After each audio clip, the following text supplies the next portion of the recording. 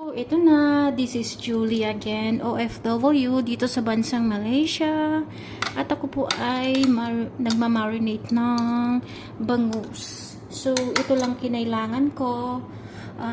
Ito, vinegar at saka konting sugar. Konti lang siya, konti. Tapos, pepper at saka salt. And then, soy sauce. Ayan, kunti-kunti lang. Ganyan siya, oh. Huwag niyong damihan. Ayan. Then tapos, huwag niyong kakalimutan yung main ingredients niya, yung bawang.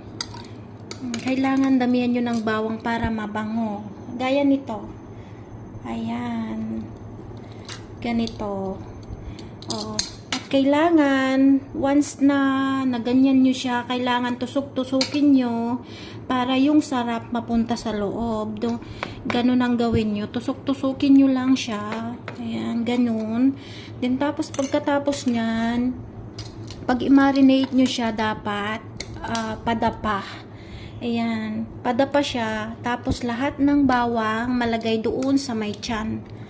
Dito sa may tiyan ng madapaan niya lahat yung bawang. So, yun lang po. At maraming salamat at thank you. Ayan. Thank you so much. So, kailangan dapaan niya lahat yung bawang. Ayan. Ganyan siya. Kailangan walang magpakitang bawang. So, thank you for watching. Then, lagyan ko ng takip dito. Then, lagay ko sa rep. Then, tapos, ipriprito. Ready to, ayan, prito. Ayan. Kahit magdamag sa rep. So, yun lang. Thank you so much.